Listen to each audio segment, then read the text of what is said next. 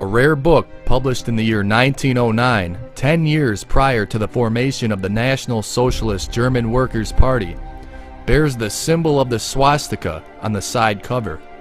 The first chapter discusses Aryan root races. The author, John Yarker, a 33rd degree Freemason and Grand Master of the Rite of Memphis, Mizraim. Browsing Amazon, we see the original publication is sold out, and the picture of the side cover conveniently blocked out by a light streak. Although the symbol of the swastika dates back to antiquity, the combination of the swastika and the notion of Aryanism is a relatively recent ideology. We can trace this occult doctrine directly to Freemasonry. Now the question becomes, how did a uniquely acquired Masonic doctrine become the lifeline of the Nazi Party?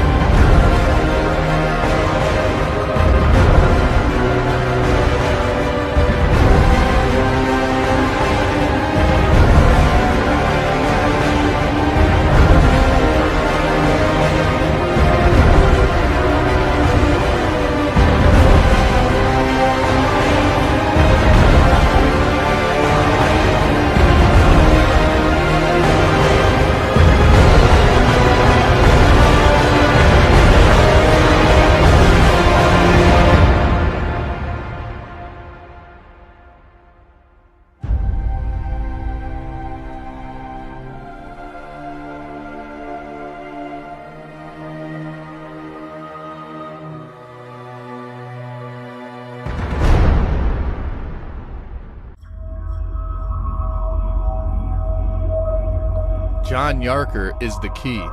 The connection between Nazism and Freemasonry can be traced through him.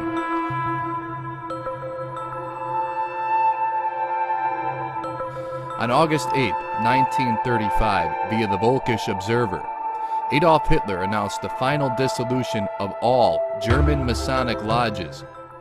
This is ironic because the Völkische Observer, Hitler's official newspaper of the Nazi Party, was originally the newspaper of the Thule Society, or as some pronounce it, Thule Society. The Thule Society was the occult organization that in the year 1919 was transformed into Hitler's National Socialist Party. The head of Thule was Rudolf Sabbatendorf, who was a Freemason. In the year 1901, Sabbatendorf joined John Yarker's Rite of Memphis, and was initially introduced to Freemasonry, ironically, through a Jewish family, specifically the Termudi family. The symbol of Sabbatendorf's Thule Society was the swastika, and its primary focus concerned the Germanic origins of the Aryan race. A member of Thule, Dr. Friedrich Krohn, was the man who chose the swastika as the symbol for the Nazi Party. During the early 1900s, Thule housed many key members of the future Nazi Party, including Alfred Rosenberg, Rudolf Hess, and the mystic Heinrich Himmler. Dietrich Eckart, the well-known occultist who was responsible for shaping and molding the temperament of Adolf Hitler, also attended Thule meetings. In 1920, it was Eckart who purchased the Völkische Observer, and 1 year later, in 1921, Hitler took full control. For the next 25 years, it became the official public face of the Nazi Party. Sabbatendorf would later write a book entitled Before Hitler Came. In it, he stated, quote, "Thulers were the ones whom Hitler first came, and Thulers were the first to unite themselves with Hitler," unquote. Unsurprisingly, Sabbatendorf's book was banned by the Nazi Party. Although Thule dissolved as the Nazis rose to power, the iconography and ideology of Thule continued to live on through the Reich. The curved swastika of Thule, chosen from the many popularized by Guido von List, will not be forgotten by the party to which Thule gave birth. It will live on the belt buckles of the brown-shirted stormtroopers. The ceremonial swords of the Luftwaffe will bear the Thule swastika. Decorations for anti-partisan warfare on the Eastern Front will display the Thule dagger and the curved swastika. Whatever the form in which the swastika will appear in the banners and regalia of National Socialism, its meaning will remain the same. It is the sign of creation, the sign of the mystical destiny of Aryan man.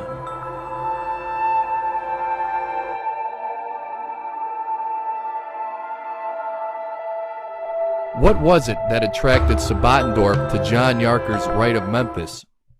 And is it possible to make sense of the embarrassing fact that Sabbatendorf, who was the leader of the organization that was the direct forerunner to the Nazi Party, was not only a Freemason, but was under the influence of Jewish Masons, the very exact thing the Nazis preached against? To make sense of this glaring contradiction, we turn to the foundation of Germanic Aryanism during the 19th century.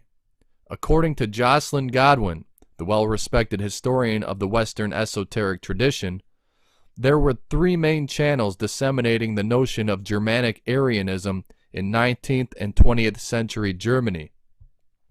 One was Sabbatendorf's Thule Society. The second was Guido von List's List Society. And the third was Lanz von Liebenfeld's Astara and Order of the New Templars. All three occult societies had several common themes. One was that all three adopted the symbol of the swastika and incorporated it into the symbol of the Aryan. Two was that all three occult societies were formed on the basis of Freemasonry, and all three founders were heavily influenced by the Theosophical Society. Any authoritative history of Nazism and the occult will come across the Theosophical Society.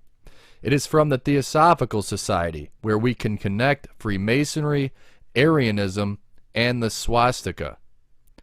Helena Petrovna Blavatsky, born into a Russian-German aristocratic family, was the founder of the Theosophical Society. She wrote extensively about the connection between Aryan root races and the swastika. Madame Blavatsky claims that this knowledge and more she has learned through initiation into the mysteries of 7 esoteric symbols. Of these 7 symbols, one she believed to be more potent than any other. The symbol is the swastika. In Tibetan mythology, the swastika is the sign of Agni, the god of the sun, of fire, and of creation. For Madame Blavatsky, each cycle of creation has associated with it 7 stages of human evolution. Stages she calls root races. The race which will begin once more, the ascent from darkness to the light of the spirit, she names Aryan. In the occult teachings of Madame Blavatsky, the sign of the Aryan is the swastika. Blavatsky was friends with none other than John Yarker. In 1877, after writing Isis Unveiled and forming the Theosophical Society, John Yarker conferred upon Blavatsky a Masonic diploma. Upon receiving the diploma, an elated Blavatsky stated, quote, "I feel highly honored by the distinction conferred upon me by Brother Yarker. I mean to stand for my chartered rights, and to recognize no other authority than that of the High Masons of England, who have been pleased to send me this unsolicited and unexpected testimonial of their approval of my humble labors." Unquote. Blavatsky's Masonic connections were extensive. The Theosophical Society, for example, had an inner core of initiates, which was called the Esoteric Section.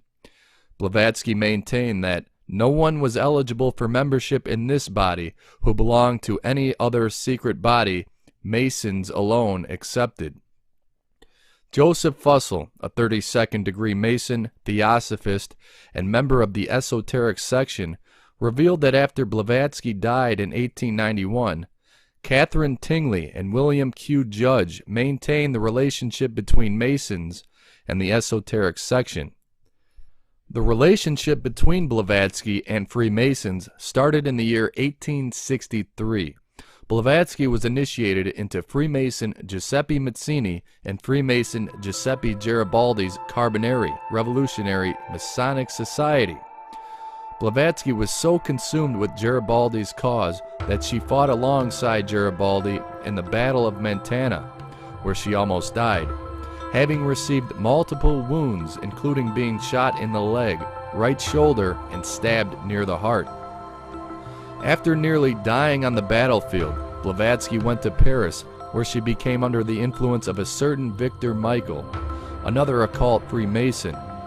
And according to René Guénon, a former member of the Theosophical Society, it was Michael who developed Madame Blavatsky's mediumistic faculties, and in the later days, he always spoke with a certain horror of the, quote, split personality, unquote, that she displayed from that period onward.